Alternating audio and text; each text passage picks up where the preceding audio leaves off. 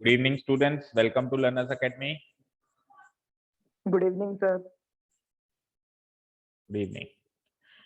So today we are going to start exercise 10.3 of your chapter circles. Chapter number 10 circles. ठीक है, इसका introduction कल कर लिया था.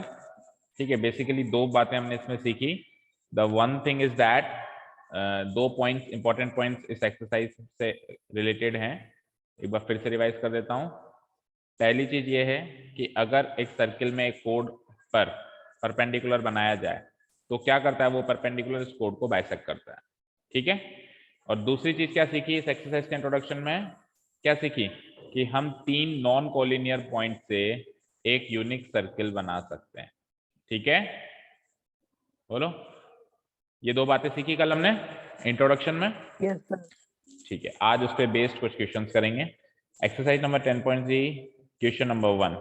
Let's read the question. Draw different pairs of circles. ये क्या कह रहा है? सर्कल्स के डिफरेंट पेयर्स बनाइए. मतलब पेयर का मतलब क्या होता है? पेयर का मतलब होता है दो सर्किल, यानी कि दो सर्किल आपको बनाने हैं लेकिन अलग अलग पेयर में बनाने हैं. मतलब देख, जैसे कि एक पेयर ये हो गया, फिर दूसरा पेयर मान लो ये हो गया, फिर तीसरा पेयर. तो ऐसे डिफरेंट डिफरेंट पेयर्स बनाने हैं. Different different. ये एक पेयर है पूरा ना, ये दूसरा पेयर है, ये तीसरा पेयर है. तो डिफरेंट डिफरेंट पेयर्स क्यों बनाने हैं? फिर हमको आगे ये चेक करना है how many points does each pair have in common. What is the maximum number of common points. जैसे मान लो मैंने एक पेयर बनाया लाइक दिस, मैंने एक पेयर बनाया लाइक दिस. ठीक है, मैंने एक दूसरा पेयर बना दिया लाइक दिस. ठीक है, तो बताओ ये एक पेयर है सर्किल का, ये भी एक पेयर है सर्किल का. इस पेयर में कितने पॉइंट्स कॉमन है दोनों सर्किल में? Sir, two. एक ही है और एक ही है. और इस पेयर में कितने पॉइंट्स कॉमन है? Sir, one. 1. तो इस तरीके से डिफरेंट डिफरेंट पेयर्स बनाओ और फिर पता लगाओ कि कितने कितने पॉइंट्स कॉमन आ सकते हैं. दो सर्किल के बीच में मिनिमम कितने नंबर ऑफ पॉइंट्स कॉमन आ सकते हैं और मैक्सिमम कितने नंबर ऑफ पॉइंट्स कॉमन आ सकते हैं. इस तरीके से हमको पेयर्स बनाना है. ठीक है, तो मैं आपको बता दूं केवल और केवल तीन ही केस होते हैं. एक केस ये होता है जिसमें एक भी पॉइंट कॉमन ना हो, सर्किल दूर दूर हो. एक केस ये होता है जिसमें एक पॉइंट कॉमन हो, एक पॉइंट कॉमन वाला केस दो सर्किल के बीच में. और एक केस ये होता है जिसमें दो पॉइंट कॉमन हो. इस तरीके से इससे ज्यादा और कोई केस नहीं बन सकता. मतलब दो से ज्यादा पॉइंट्स कॉमन तो वैसे भी नहीं आ सकते. मैक्सिमम नंबर ऑफ 2 पॉइंट्स ही कॉमन आ सकते हैं. तीन ही केस बनते हैं. बताओ इसके अलावा और कोई केस बनेगा क्या? बोलो, सोचो, बताओ. बन सकता है क्या इसके अलावा और कोई केस?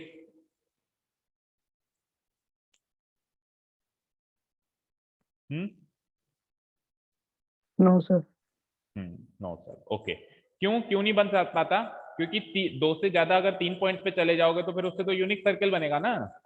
ठीक है ना, यूनिक सर्किल बनेगा. तो इसलिए 2 पॉइंट्स तक जहां तक बात है तो मैं दो सर्किल्स को कॉमन पॉइंट्स में दिखा सकता हूं, 2 पॉइंट्स को 3 में नहीं दिखा सकता हूं. ठीक है, क्योंकि अगर मैंने 3 पॉइंट्स कॉमन दिखा दिए दोनों के, लेट अस से कि मैंने ये 1 2 3, ये 3 पॉइंट से मैं जो सर्किल बनाऊंगा तो इससे दो सर्किल नहीं बन सकते. इससे मतलब एक ही सर्किल बनेगा, यूनिक ही बनेगा. क्योंकि कल हमने सीखा है कि 3 पॉइंट से तो यूनिक सर्किल बनता है. तो अगर मैं कहूं कि मुझे ए बी सी ये 3 पॉइंट कॉमन दिखाने हैं दो सर्किल्स में से, दो circle number 1 and circle number 2 में मुझे ये 3 पॉइंट्स कॉमन दिखाने हैं, तो आंसर आएगा कि सर ऐसा हो ही नहीं सकता है. या तो ए बी सी तीनों पॉइंट सर्किल 1 के हो सकते हैं या सर्किल 2 के हो सकते हैं, दोनों के नहीं हो सकते हैं. क्योंकि 3 पॉइंट से एक यूनिक सर्किल बनता है, दो सर्किल नहीं बन सकते हैं.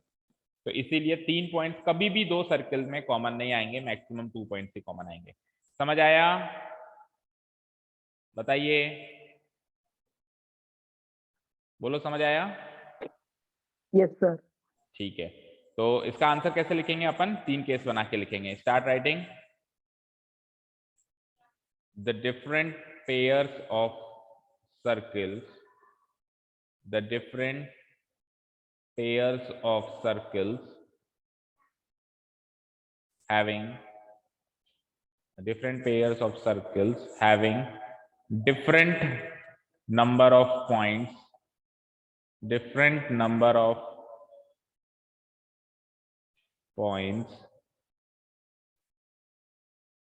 in common between them, in common between them can be categorized, can be categorized,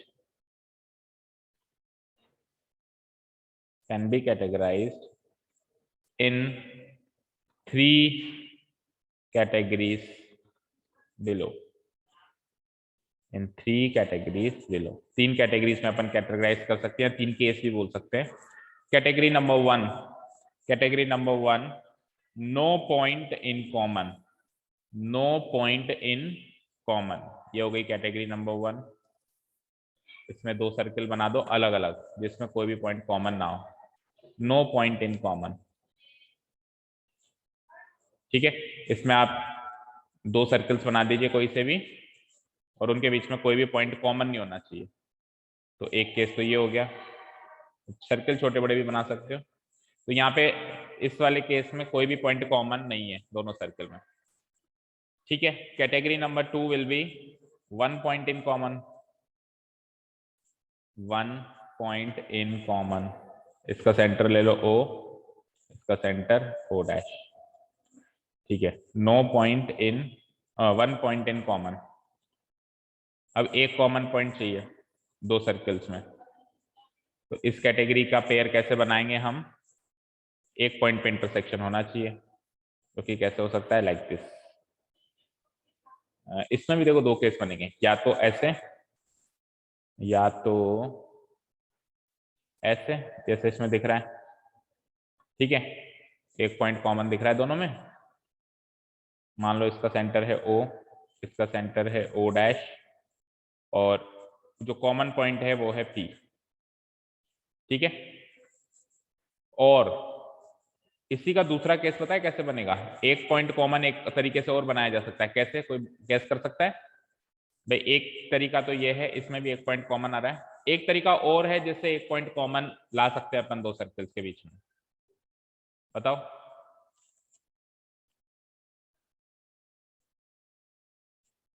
सोचो। सर सर्कल के अंदर सर्कल। सर्किल के अंदर सर्कल, वेरी गुड। ये छोटा सर्कल इसके बाहर है ना अभी, इसी को घुमा के अंदर डाल दो, तो एक केस वो भी बन जाएगा। ठीक है, कैसे? लेट अस से कि ये सर्किल है और इस सर्किल के अंदर ये दूसरा सर्कल।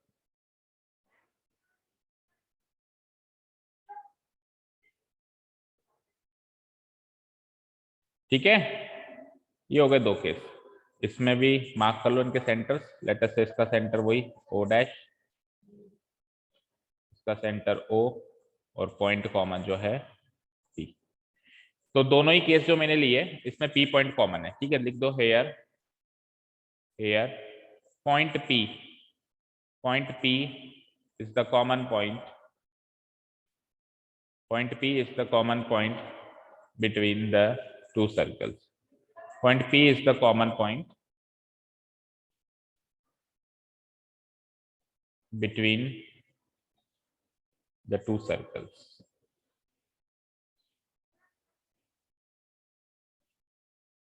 ठीक है, अब 1 पॉइंट इन कॉमन हो गया। थर्ड देखो, third will be 2 points in common, और ये लास्ट केस होगा, इससे ज्यादा केस नहीं बन सकता। 2 पॉइंट्स इन कॉमन, और 2 पॉइंट्स कॉमन तो बता ही दिया मैंने कैसे बनेंगे। सर्किल को इंटरसेक्ट करवा दो, कैसे? Like this. लेट अस से ये एक सर्किल है और ये दूसरा सर्कल है।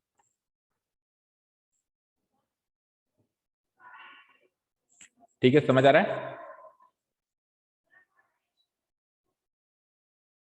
ठीक है ना, तो इसका सेंटर वही O, इसका सेंटर O डैश, और इंटरसेक्टिंग पॉइंट 2 हो गए। एक तो ये हो गया P, एक ये हो गया Q।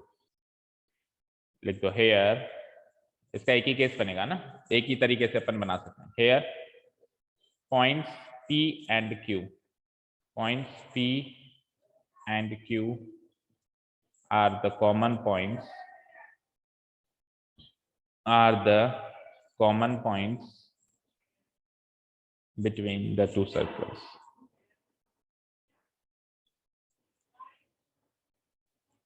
Between the two circles. ये हो गया आपका क्वेश्चन नंबर 1 कंप्लीट। अच्छा एक क्वेश्चन और है उसमें, ये तो हमने डिफरेंट केसेस लिख दिए। लास्ट क्वेश्चन एक और है कि what is the maximum number of common points. तो मैक्सिमम नंबर क्या निकला, बोलो बोलो, मैक्सिमम नंबर क्या निकला? ज्यादा से ज्यादा कितने पॉइंट्स कॉमन कर पाए आप? सर 2 2। सर 3 नहीं 2 कर सकते, 2 से ज्यादा नहीं कर सकते। The maximum number of common points, so the maximum number of common points between the two circles, between the two circles is maximum number क्या निकला? 2। ठीक है, पीछे भी मैच कर लो आंसर, आंसर की में कि maximum number of common points 2 ही दे रखा है ना, तो जल्दी से नोट डाउन करो solution.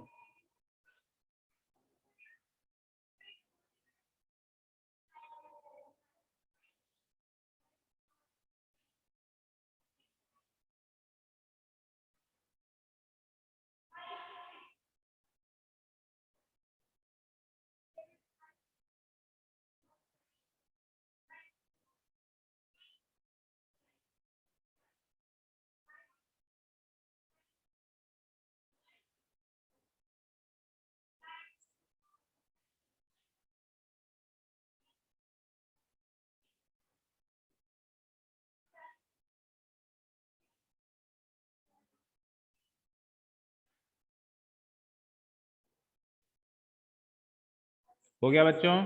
Yes sir, yes sir. Note down हो गया सभी का? Yes sir.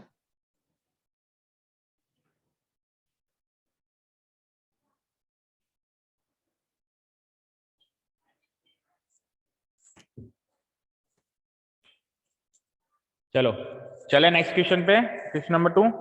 Sir yes sir, sir answer sheet में भी सही है आंसर। आंसर की में भी यही आ रहा है 2, maximum number of common points है ना। बट सर उसमें सर्कल बन रखे बस। हाँ सर्किल तो उसने ड्रॉ करने के लिए क्या है, वो तो कैसे बना के बताएगा, पर maximum number of common points तो 2 ही है ना।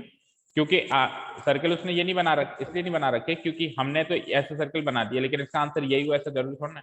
कोई ऐसा सर्किल बना सकता है इतना बड़ा इतना छोटा, तो एक फिक्स आंसर यूनिक आंसर नहीं है ना इसका, इसीलिए वो आंसर पीछे नहीं देगा। आप डिफरेंट डिफरेंट केसेस बना सकते हैं, बट मोटे तौर पे बात करें तो यही 3 केस बनेंगे, जिसमें एक में तो कोई भी पॉइंट कॉमन ना हो, और एक केस ऐसा बनेगा जिसमें एक पॉइंट कॉमन हो, उसके भी 2 केस बन सकते हैं।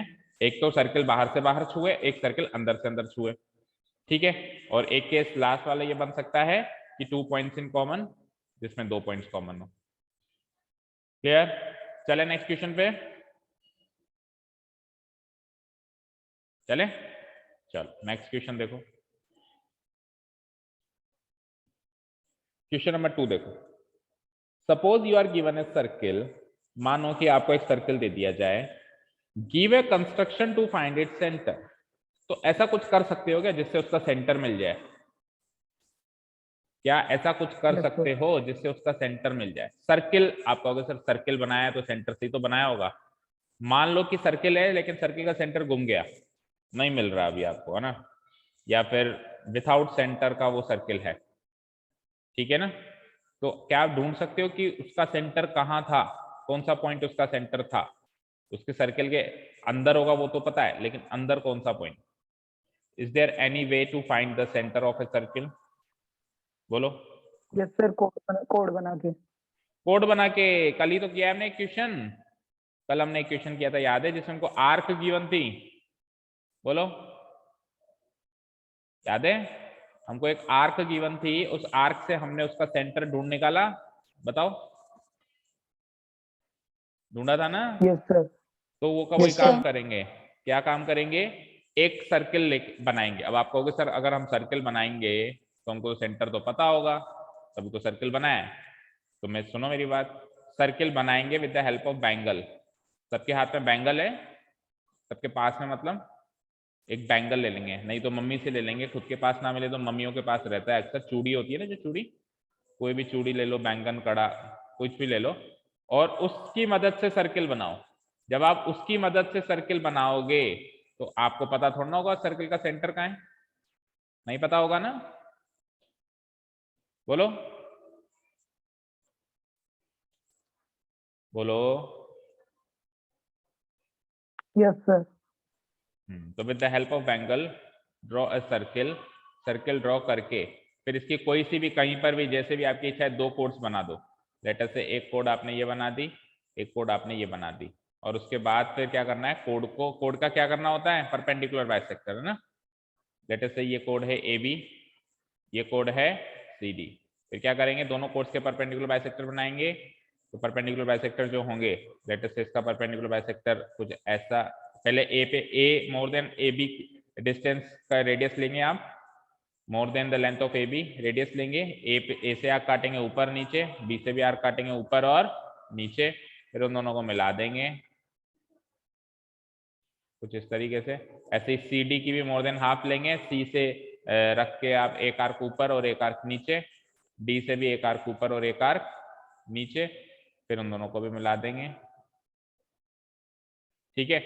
और इन दोनों का जो इंटरसेक्टिंग पॉइंट होगा that will be the centre of the circle O, that will be the centre of the circle. समझ आया, बोलो समझ यस आया। सर। सर इसमें सर हाँ इसमें दोनों कोड की लेंथ इक्वल लेनी है अलग ना, अलग? कैसी भी ले लो, कहीं पर भी ले लो, कैसे भी ले लो, कोई फर्क नहीं पड़ता। और दो नहीं भले चाहे 3 कोड्स ले लो, 10 ले लो, सबका इंटरसेक्टिंग पॉइंट एक ही निकलेगा, सबका इंटरसेक्टिंग पॉइंट एक ही निकलेगा। अभी एक कोड और बना दोगे ना आप, लेटर से आपने यहां से एक कोड और बना दी, तो उसका भी जो परपेंडिकुलर बाइसेक्टर है, ये मान लो ऐसे बना दिया आपने कोड, अब इसका भी जो परपेंडिकुलर बाइसेक्टर है वो इसी सेंटर से पास होता हुआ जाएगा। तो जितने भी कोड्स बना लो, कितनी भी लेंथ की बना लो, उसके परपेंडिकुलर बाइसेक्टर एक ही पॉइंट से इंटरसेक्ट होते हुए जाएंगे, और वो पॉइंट क्या कहलाता है, centre of the circle. Clear है, बोलो यस सर। क्लियर है। चलो तो ये होमवर्क मार्क करो फिर, अब पेयर वर्क में आप अपने आप कर लेना, रफली मैंने समझा दिया, और इस तरह का क्वेश्चन कल हमने कर ही लिया है जो एग्जाम्पल किया था इससे ऊपर, ठीक है। जिसको दिक्कत है प्लीज वॉच यस्टरडेज वीडियो, कि उसमें पता चल जाएगा कि कैसे हमने परपेंडिकुलर बाइसेक्टर वगैरह बना के और कैसे सेंटर पता लगाया था। क्वेश्चन नंबर 3, ये इंपॉर्टेंट है। If two circles intersect at 2 points, prove that there centres lie on the perpendicular. ये तो इजी है, ये इतना इंपॉर्टेंट नहीं है, मतलब थोड़ा सा कह सकते हो कि ट्रिकी है, बट उतना ज्यादा इंपॉर्टेंट नहीं है। ऐसा ही क्वेश्चन अगले एक्सरसाइज में वो ज्यादा इंपॉर्टेंट है, चलो करना है हमको तो कोई सा भी हो। If two circles intersect at 2 points, अगर दो सर्किल एक दूसरे को 2 पॉइंट्स पे इंटरसेक्ट करते हैं, अभी करके बताया था मैंने, 3 केस बनाए थे, उसमें से एक केस वो भी था जिसमें दो सर्किल एक दूसरे को 2 पॉइंट्स पे इंटरसेक्ट कर रहे थे। बताइए तीसरा केस बनाया था ना। Yes sir. उस तो तीसरे सेकंड केस केस। पर, उस तीसरे केस पर क्वेश्चन आ गया अब कि वो केस बनाओ कि दो सर्किल को 2 पॉइंट पे इंटरसेक्ट कराओ, और फिर प्रूव करो। क्या प्रूव करना है कि उनके जो सेंटर हैं, उनके जो सेंटर्स हैं, जैसे एक सर्किल का सेंटर और दूसरे सर्किल का सेंटर, ठीक है, lie on the perpendicular bisector of the common code. उन दो सर्किल के अगर 2 पॉइंट्स कॉमन हैं, लेट अस से ये एक सर्किल है, ये एक सर्किल है, तो इनके 2 पॉइंट अगर कॉमन है, अगर 2 पॉइंट कॉमन है, तो एक कोड बनेगी, वो भी कॉमन कोड ही कहलाएगी। ये कोड भी इस सर्किल की भी और इस सर्किल की भी है, बताइए। Yes sir. ठीक है, तो ये क्या कह रहा है कि अब इस कोड का अगर मैं परपेंडिकुलर बाइसेक्टर बना दूं,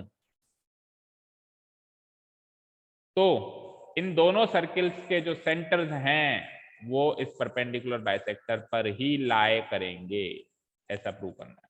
क्वेश्चन समझ में आया, यस सर। सभी को समझ में आ गया क्वेश्चन? बोलो। यस। ओके चलो बताओ शिकी, कैसे करेंगे हम इसको प्रूव।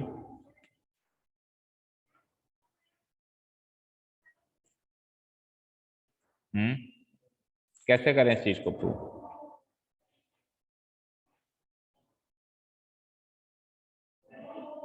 Any other student?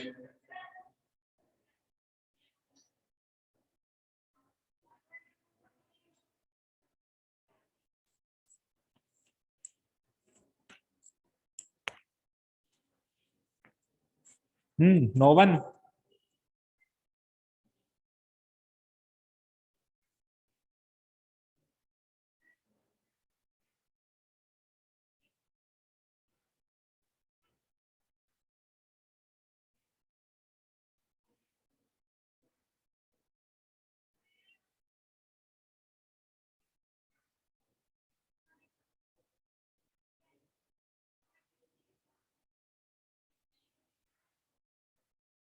बोलिए।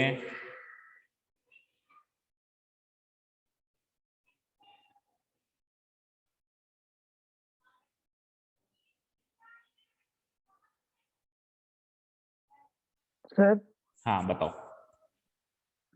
सर वही मतलब सर दो दो सर्कल ले लेंगे जो 2 पॉइंट पे इंटरसेक्ट होते हैं। वो तो ले रखे हैं मैंने। प्रूव कैसे करूं कि इसके सेंटर्स जो हैं इस कोड की, चलो फेयर फिगर बना दें एक?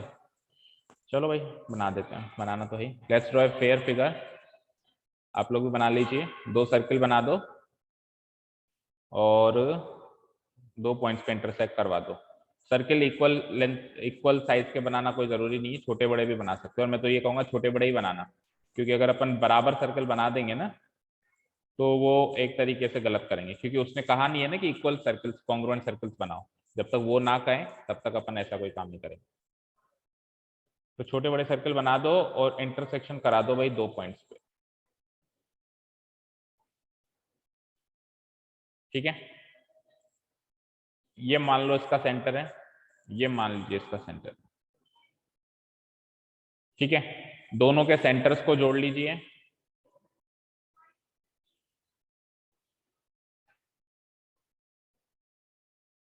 दोनों के सेंटर्स भी जुड़ गए। कॉमन कोड बना दीजिए दोनों की कॉमन कोड भी बन गई।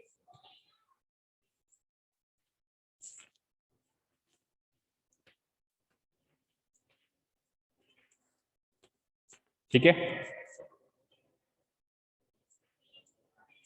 इस सर्किल का सेंटर तो मैं मान लेता हूं O, इसका मान लेता हूं O डैश, और कोड मान लेता हूं कॉमन कोड PQ। और जो ये जहां से ये PQ और O डैश इंटरसेक्ट हो रहा है इसको मान लेता हूं M।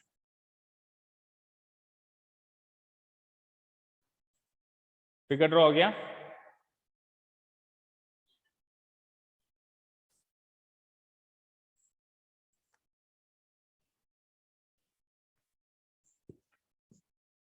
फिगर ड्रॉ हो गया? Yes Yes, sir. ठीक है, अब गिवन पॉइंट क्या क्या है?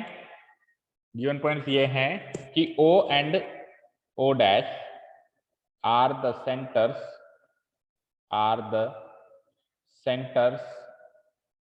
of two circles और वो 2 सर्कल्स इंटरसेक्ट कर रहे हैं एक दूसरे को, इंटरसेक्टिंग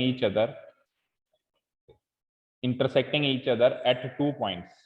वो 2 सर्कल्स एक दूसरे को 2 पॉइंट्स पे इंटरसेक्ट कर रहे हैं, intersecting each other at 2 points. और वो 2 पॉइंट्स हैं P and Q, at 2 points P and Q। ये हो गया पहला गिवन पॉइंट। यहाँ तो कोई डाउट?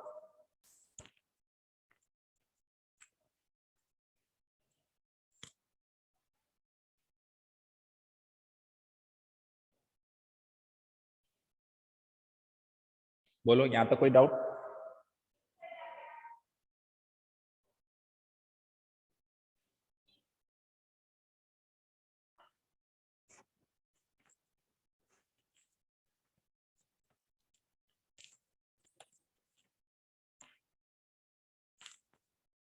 बोलो, यहाँ तो कोई डाउट?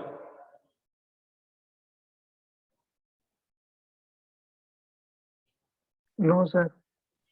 No sir. ठीक है, प्रूव क्या करना है अपने को? टू प्रूव अपने को ये करना है कि दोनों सर्कल के जो सेंटर्स हैं O एंड O डैश जो हैं ये लाई करेंगे किस पर? परपेंडिकुलर बाइसेक्टर पर। Lie on what? Perpendicular bisector of the common code PQ। Common code PQ के परपेंडिकुलर बाइसेक्टर पे ये लाई करेंगे, ऐसा मुझे प्रूव करना है। Common code PQ। ठीक है,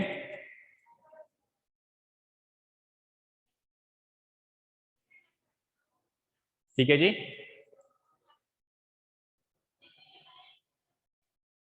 ठीक है क्या?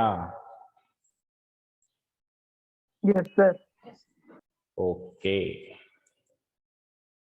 अब चलो ये तो हो गए गिवन पॉइंट्स और 2 प्रूव पॉइंट्स। हाँ अब बताओ आप क्या कर रहे थे यश, कैसे प्रूव करेंगे इसके आगे हम? नो सर नहीं आता। क्या नहीं आता? अच्छा। सर अब तो और कोई बच्चा या बच्ची? आप बोलो Vanshika, is there any way out कि हम ये प्रूव कर पाए कि सेंटर जो है इसके परपेंडिकुलर बाइसेक्टर पे लाई कर रहा है? देखो दोनों सेंटर्स को मिलाने वाली लाइन सेगमेंट कौन सी है, क्या नाम है उस लाइन सेगमेंट का? ओ ओ डैश, राइट। दोनों सेंटर्स को मिलाने वाली लाइन सेगमेंट कौन सी है? ओ ओ डैश, है ना? है कि नहीं है? Yes sir. अब अगर Yes, मैं sir. प्रूव कर दूं कि ये ओ ओ डैश जो है, और मान लो दोनों सेंटर्स को मिलाने वाली लाइन सेगमेंट जो ओ ओ डैश है, मान लो कि यही लाइन इसकी परपेंडिकुलर बाइसेक्टर हो जाए, ये ओ ओ डैश ही इसकी परपेंडिकुलर बाइसेक्टर हो जाए, तो फिर प्रूव हो जाएगा ना कि उसकी परपेंडिकुलर बाइसेक्टर पे ओ और ओ डैश लाई कर रहे हैं। भाई अगर मैंने लिख दिया O O dash is the perpendicular bisector of O O dash is the perpendicular bisector of P Q, तो ये प्रूव हो जाएगा ना कि ओ और ओ डैश दोनों के दोनों इसके परपेंडिकुलर बाइसेक्टर पे लाई कर रहे हैं। बोलो, वो लाइन ओ ओ डैश से बनने वाली लाइन ही तो है जो परपेंडिकुलर बाइसेक्टर है। भाई मुझे एक चीज बताओ, लाइन सेगमेंट ए बी पे ए और बी दोनों लाई करेंगे नहीं करेंगे? बोलो, बोलिए। Yes sir. मैं कोई भी लाइन खींच दूं, उसका नाम रख दूं, जैसे मैंने एक लाइन खींच दी पी क्यू, तो मैं कहूंगा कि पी और क्यू दोनों पे लाई करेंगे ना, क्योंकि लाइन सेगमेंट ही पी और क्यू से बनी है। तो परपेंडिकुलर बाइसेक्टर का नाम ही ओ ओ डैश है, तो ऑब्वियसली ओ और ओ डैश तो उस परपेंडिकुलर बाइसेक्टर पे लाई करेंगे ही करेंगे। तो अब मेरा काम है कैसे भी करके इस ओ ओ डैश को प्रूव करना कि ये ओ ओ डैश जो है इस पी क्यू की परपेंडिकुलर बाइसेक्टर है। अब बताओ ये काम कर सकते हो कि ओ ओ डैश को पी क्यू की परपेंडिकुलर बाइसेक्टर प्रूव कर दें?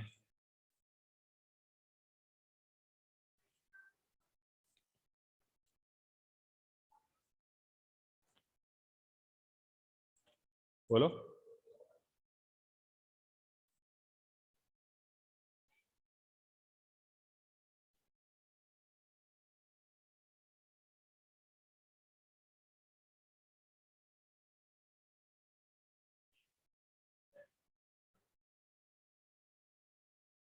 चलो देखो, देखो बेटा, हम ये मानते हैं कि ओ ओ डैश जो है ना, जो ओ से लेके ओ डैश है, हम अभी ये मान लेते हैं कि ये स्ट्रेट लाइन नहीं है। हम ऐसे मान लेते हैं कि हमने क्या किया है, ओ को पी क्यू के मिड पॉइंट से इंटरसेक्ट कराया है, उसका मिड पॉइंट है एम, और ओ डैश को भी इसी के मिड पॉइंट से इंटरसेक्ट कराया है। तो हम कंस्ट्रक्शन में लिख देते हैं,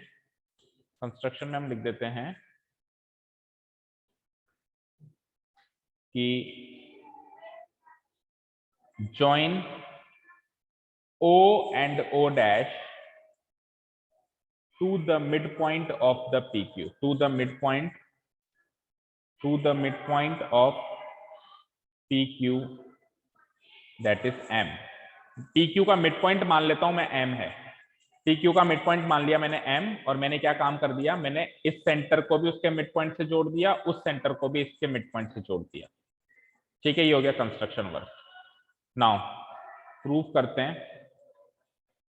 देखो अब पहले सर्किल के अंदर बात करूं मैं, तो PQ एक कोड है और M उसका मिड पॉइंट है। तो अगर PQ कोड है, M मिड पॉइंट है, तो अगर सेंटर से कोई ऐसी लाइन जा रही है जो, अगर M मिड पॉइंट है, तो मैं कह सकता हूं कि OM जो है PQ को बाइसेक्ट कर रहा है। और अगर OM PQ को बाइसेक्ट कर रहा है तो OM PQ के परपेंडिकुलर होगा, क्योंकि हम अभी थ्योरम सीख के आए हैं इंट्रोडक्टरी क्लास में कि परपेंडिकुलर लाइन ही बाइसेक्ट करती है, और हमको पता चल जाएगी बाइसेक्शन हो रहा है तो फिर उस लाइन को परपेंडिकुलर होना ही पड़ेगा। कन्वर्स में हम ये चीज प्रूव करके आए ना? बोलो। Yes sir. यस ठीक सर। है, तो सबसे पहले हम ये काम करते हैं, ये बात लिखते हैं। Here in the circle with center O,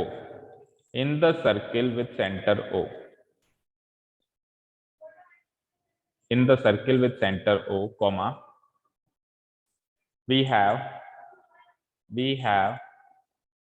M is the midpoint of chord PQ. M is the midpoint of chord PQ. एक तरीके से बाय कंस्ट्रक्शन हमने M को PQ का मिडपॉइंट मार्क किया था. M is the midpoint of chord PQ by construction. अब M is the midpoint of chord PQ है तो क्या होगा, तो ये होगा. सो एक बार वो लाइन भी लिख दो, फिर बार बार नहीं लिखेंगे ना. एंड वी नो दैट, ऐसे लिखो पहले एक बार, M is the midpoint of chord PQ. So OM bisects chord PQ. तो OM जो होगी chord PQ को बाइसेक्ट कर रही है. And we know that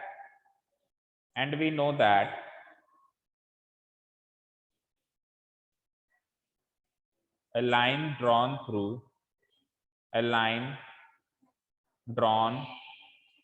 through the center of a circle to bisect a chord of the circle is perpendicular to the chord. हमने ये बात अंडरस्टूड में डाल दी क्योंकि हम ऐसी थ्योरम करके आए, जो हमने कल एक थ्योरम करती है उसी का कन्वर्स है ये, is perpendicular to the chord. क्या थी वो थ्योरम, कि अगर सेंटर से कोड की तरफ एक ऐसी लाइन आ रही है जो उसे बाइसेक्ट करती है, तो वो लाइन इस कोड के परपेंडिकुलर होगी. बोलो ठीक है ना ये चीज? Yes sir. ठीक है. तो M इसका मिड पॉइंट है, O सेंटर है, और OM जो है PQ को बाइसेक्ट कर रही है. तो इस थ्योरम के अकॉर्डिंग OM PQ के परपेंडिकुलर होगी या नहीं होगी? होगी ना. सो OM is perpendicular to PQ. OM is perpendicular to PQ. और अगर OM perpendicular to PQ है तो देखो ये वाला एंगल 90 डिग्री हो जाएगा. कौन सा एंगल OMP, या फिर यूं कह दो angle PMO. Angle PMO 90 degree हो जाएगा. So angle PMO equal to 90 degree. ठीक है, इसको मार्क कर लो इक्वेशन में. अगेन अब चलते हैं उस सर्किल पे, यही का ये काम रिपीट करेंगे. Again in the circle with centre O dash, with the centre O dash we have, वहां पे हमको क्या पता है, हमको ये पता है कि वहां पर भी कोड AB है, कोड PQ है और उसका मिड पॉइंट M है. कोड PQ तो कॉमन कोड है दोनों की.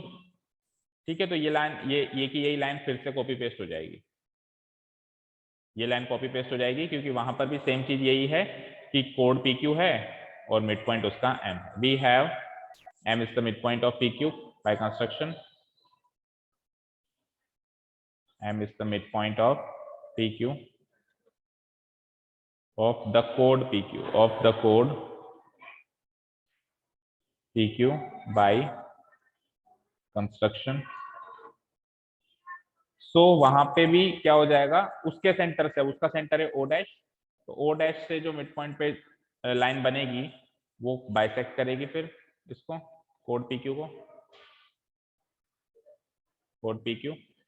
और सेम टू सेम वही लॉजिक, अब दोबारा से लिखेंगे नहीं वी नो दैट वाली लाइन, वो का वही लॉजिक यूज करेंगे. तो उससे क्या हो जाएगा, O डैश M जो हो जाएगा PQ के परपेंडिकुलर हो जाएगा. और वहां से कौन सा एंगल 90 डिग्री हो जाएगा, जैसे वहां से PMO हुआ था तो यहाँ से PMO dash equal to 90 degree हो जाएगा. ये हो जाएगा इक्वेशन नंबर 2. बोले यहाँ तक कोई doubt?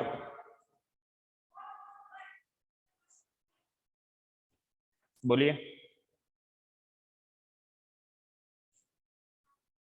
No sir. No sir. Okay, ठीक है ना, समझ आया ना? फटाफट से एक बार फिर से देखो. ये है कोड PQ, इसका मैंने M को मिड पॉइंट मान लिया. तो जो सेंटर से लाइन आ रही है ओ और मिड पॉइंट पे छू रही है वो इसके परपेंडिकुलर हो जाएगी, उससे एंगल पीएमओ 90 डिग्री हो जाएगा। चलते हैं उस सर्किल में। उस सर्किल में भी पी क्यू ए कोड है और ओ डैश उसका सेंटर है, और ओ डैश से मिड पॉइंट पे जैसे मैं टच करवा रहा हूँ तो वो उसको बाइसेक्ट कर रही है, तो वो लाइन ओ डैश एम वाली लाइन भी पी क्यू के परपेंडिकुलर हो जाएगी, तो इधर का एंगल भी 90 डिग्री हो जाएगा। तो एंगल पीएमओ भी 90 डिग्री हो जाएगा और एंगल पीएमओ डैश भी 90 डिग्री हो जाएगा। 90 90 180 हो जाएगा, और 180 डिग्री कंप्लीट हो रहा है, दैट मीन्स पी ये ओ एम ओ डैश ये एक स्ट्रेट लाइन हो जाएगी। बोलो।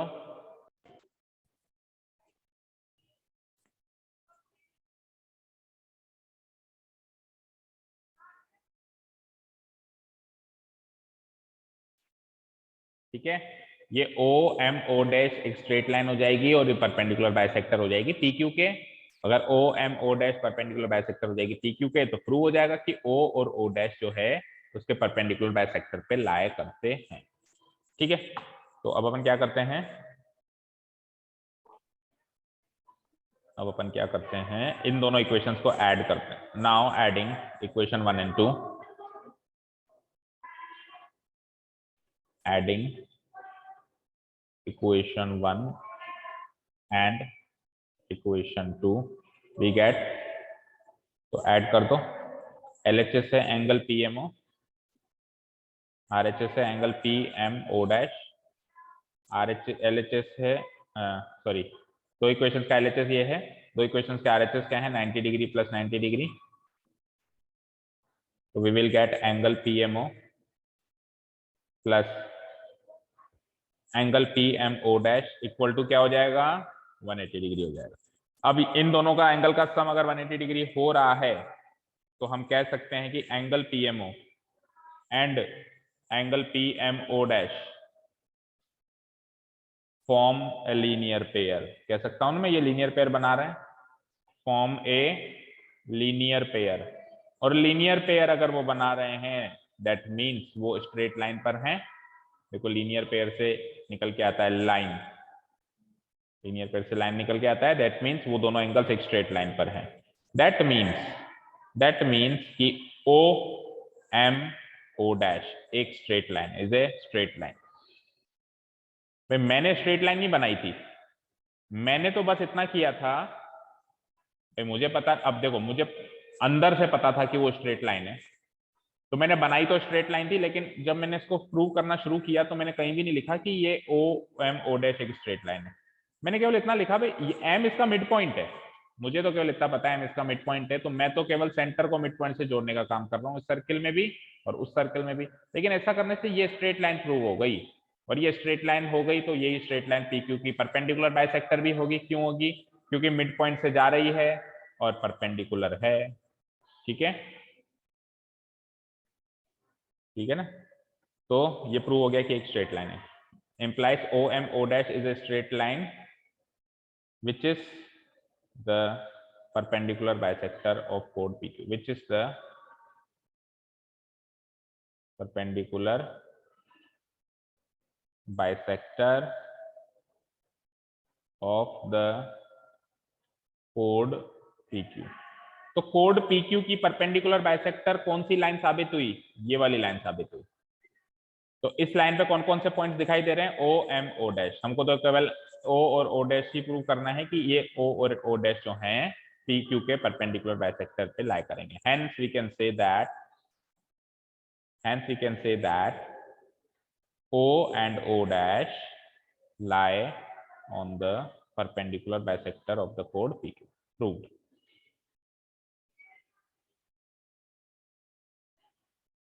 Lie on the perpendicular bisector of the chord PQ. Proved.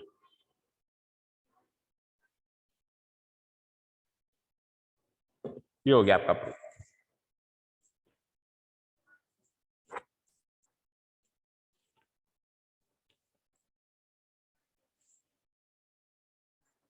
हो गया प्रूफ, समझ में आया सभी को? Yes sir. बोलो बाकी बच्चे भी। Yes sir. सर एक क्वेश्चन है। हाँ बताओ। सर इस फिगर में अपन ने मिड पॉइंट क्यों लिया? मिड पॉइंट एम लिया। मिड पॉइंट क्यों लिया? कंस्ट्रक्शन है, कंस्ट्रक्शन तो कुछ भी कर सकते हैं अपन। कंस्ट्रक्शन तो आप कहीं पे भी कोई पॉइंट बना लो, कोई लाइन ले लो, कोई कुछ भी कर सकते हो। एम गिवन पॉइंट में नहीं है। देखो एक्चुअली ये ऐसे है, ये सर्किल, ये सर्किल, लेट अस से ओ यहाँ है और ओ डैश मान लो यहाँ है, और इसका जो है इस पी क्यू का जो मिड पॉइंट है लेट अस से ये है। तो मैंने इसको मिड पॉइंट से जोड़ दिया और इसके मिड पॉइंट से भी जोड़ दिया। तो देखो अभी थोड़ा सा इसमें डिफरेंस मैंने बनाया जानबूझ के आपको समझाने के लिए कि देखो अभी ये स्ट्रेट लाइन नहीं लग रही है, O M O dash straight line नहीं लग रही है ना, बोलो लग रही है क्या? तो अभी ये No, तो sir. प्रूव हो रहा है, अभी ये तो प्रूव हो रहा है कि ओ एम जो है पी क्यू का परपेंडिकुलर बाइसेक्टर है और ओ डैश एम भी पी क्यू का परपेंडिकुलर बाइसेक्टर, लेकिन ये नहीं प्रूव हो रहा कि ओ एम ओ डैश ये तीनों स्ट्रेट लाइन में आ रहे हैं और तीनों ही परपेंडिकुलर बाइसेक्टर है।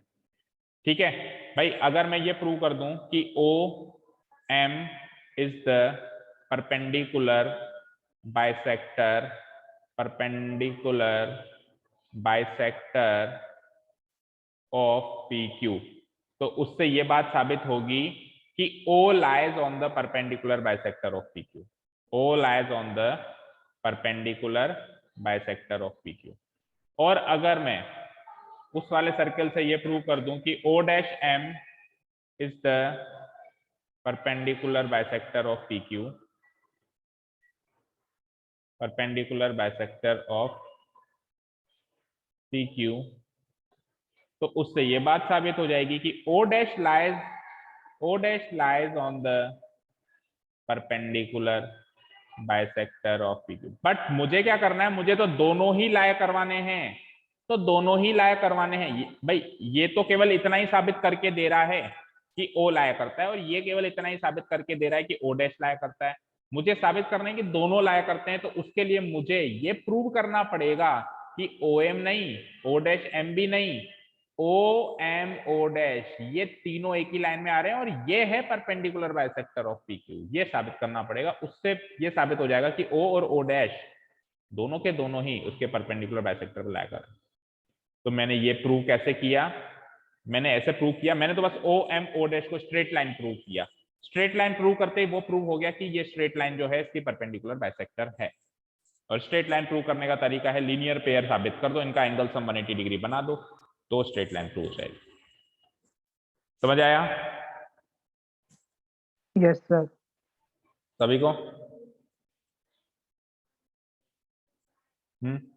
Yes sir. हाँ जी, गर्ल्स सेक्शन से आवाज नहीं आ रही? Yes, sir. चिक्की को समझ आ Yes, गया? sir. ये कौन थी? गायत्री समझ में आ गया? Yes, sir. साक्षी को भी आ गया, और बस बाकियों को नहीं आया? सर आ गया मैं। आ गया, ओके सर आ गया। आ गया, ओके चलो। तो ठीक है, ये हमारी एक्सरसाइज कंप्लीट होती है। यहाँ पे एनालिटिकल क्वेश्चन ही आए थे अभी तक, तो दोनों तीनों एक्सरसाइज में ज्यादा कैलकुलेटिव क्वेश्चंस नहीं आए, लेकिन एक्सरसाइज 4 से अब कैलकुलेटिव क्वेश्चंस है। अब जो टॉपिक शुरू हो रहा है इसका इंट्रोडक्शन हम पहले कर चुके हैं, तो we will not do the introduction, we will straight away go to the exercise, but not today, tomorrow we will go to the exercise. ठीक है, एक बार बस ऊपर से देख लेते हैं कि टॉपिक सारे कवर हैं क्या। Equal course and distance from the centre किया था नहीं टॉपिक कवर, याद करो इंट्रोडक्शन में। Yes sir. क्या सीखा था हमने कि एक सर्किल के दो बराबर कोड हैं तो उनकी सेंटर से दूरी भी बराबर होगी, याद है क्या? याद है ये चीज कवर की थी हमने? Yes, sir. कि एक सर्किल के अगर दो बराबर कोड हैं ए बी और पी क्यू मान लो बराबर हैं, तो इनकी जो सेंटर से परपेंडिकुलर दूरी है ये दूरी और इसकी ये दूरी, परपेंडिकुलर दूरी, ये दोनों दूरियां भी बराबर होंगी अगर कोड बराबर है तो। और उल्टा भी होगा कि अगर दूरी बराबर है तो कोड भी बराबर होंगे आपस में। ठीक है, एक चीज ये सीखी थी। दूसरी चीज ये सीखी थी कि अगर मान लो दो अलग अलग सर्किल हैं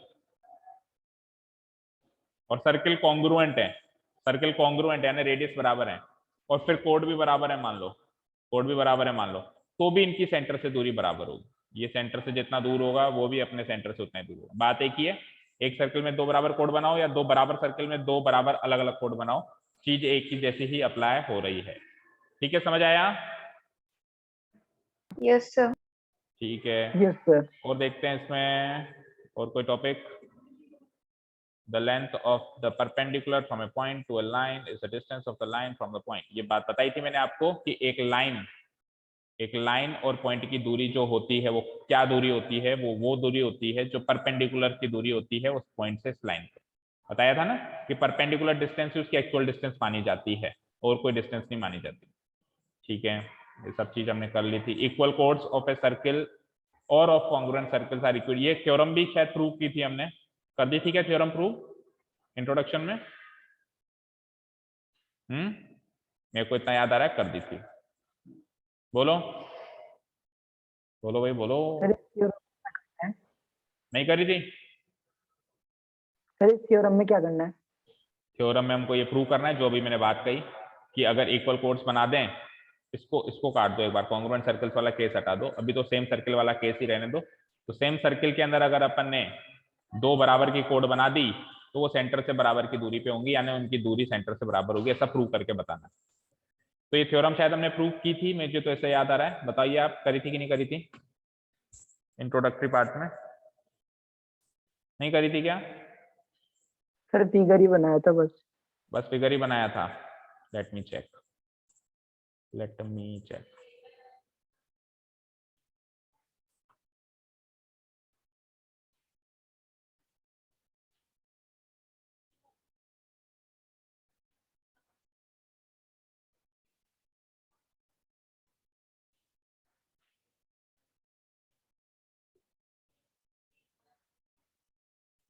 ये रहा, equal chords and their distance from the centre. अच्छा, बस इतना ही लिखा था अपन ने कि अगर ए बी और सी डी बराबर हैं तो ओपी और ओक्यू भी बराबर होंगे, है ना। बट इसको प्रूव नहीं किया था, तो देख लो भाई जल्दी से इसको प्रूव कैसे करेंगे। अगर एग्जाम में प्रूव करने के लिए आती है तो हम क्या करेंगे, सबसे पहले हम कंस्ट्रक्शन करेंगे। इस ए बी कोड में या तो ए को ले लो या बी को ले लो, किसी भी एक पॉइंट को सेंटर से कनेक्ट कर लो। लेटर से मैंने ए को कनेक्ट कर दिया सेंटर से, और सिमिलरली सी डी कोड में भी कोई भी एक पॉइंट लेके और सेंटर से कनेक्ट कर लो, कोई सा भी। लेटर से मैंने डी को कर दिया, आप किसी को भी कर सकते हो। तो देखो यहाँ पे एक ट्राइंगल, एक राइट एंगल ट्राइंगल ये बन गया OPA, एक राइट एंगल ट्राइंगल ये बन गया OQD, बन गया। इन दो ट्राइंगल पे नजर होनी चाहिए। बन गया दो राइट एंगल ट्राइंगल, बोलो। सर। अच्छा, अब मुझे जो Yes, जो मैं sir. पूछूं बताना। अगर AB बराबर है CD के, तो AB का आधा जो कि AP है बराबर होगा CD के आधे के जो कि DQ है। यस और नो? Yes sir. AB का आधा AP है। क्यों? क्योंकि हम खुद ही कह रहे हैं कि P is the mid point of. अच्छा, हम नहीं कह रहे हैं ये बात, तो हमको ये कहनी पड़ेगी। कैसे कहनी पड़ेगी? देखो, OP परपेंडिकुलर है, OP परपेंडिकुलर है तो P मिड पॉइंट हो जाएगा ना, तो AP आधा हो जाएगा। इधर ये क्या है, OQ परपेंडिकुलर है, अगर OQ परपेंडिकुलर है तो Q मिड पॉइंट हो जाएगा और हो जाएगा QD हाफ या DQ हाफ। तो पूरे पूरे कोड ही बराबर हैं तो आधे आधे हिस्से भी बराबर होंगे, यानी AP DQ बराबर हो गए। बताओ, ठीक है। Yes sir. अब दूसरी बात, एक एक एंगल 90 डिग्री है दोनों में, this one and this one, और 90 डिग्री के सामने वाली साइड तो रेडियस है। ये O यहाँ पे है, यहाँ पे तो है AO रेडियस, और यहाँ पर है ये OQ रेडियस। तो ये हाइपोटेन्यूस हो गई मेरी। तो हाइपोटेन्यूस इक्वल हो गई, एक एक एंगल 90 डिग्री हो गया, ये तो हो गई हाइपोटेन्यूस। और एक एक एंगल 90 डिग्री अभी बता ही दिया। जैसे यहाँ पे कौन सा होगा, OPA, angle OPA equal to उधर कौन सा होगा, angle OQD equal to 90 degree. तो ये लो, ये 90 डिग्री हो गई, ये हाइपोटेन्यूस हो गई, और एक ये तीसरी साइड भी है हमारे पास AP इक्वल टू DQ। तो इन तीनों को मिला दे तो RHS कॉन्ग्रुएंसी से दो ट्राइंगल कॉन्ग्रुएंट हो रहे हैं। यस और नो? हो रहे हैं क्या? सर यहाँ पे DO आएगा। कहाँ पे गलत लिखा है? Sir AO is equal to DO। AO equal to DO, ठीक है। हाँ, AO इक्वल टू DO, हाँ ठीक। AO इक्वल टू, अच्छा ये गलत लिखा है मैंने, एक सेकेंड। ठीक है, तो ये दो ट्राइंगल कॉन्ग्रुएंट हो गए।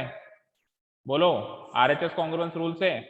तो अगर ये दो triangle RHS Yes, sir. Congruence rule से कॉन्ग्रुएंट हो गए, कौन से triangle O P A congruent हो गए ट्राइंगल ओ क्यू डी के, तो क्या हो जाएगा, सीपीसीटी से ओपी और ओ क्यू बराबर हो जाएगा। यही तो प्रूव करना था, तो सीपीसीटी से प्रूव हो जाएगा।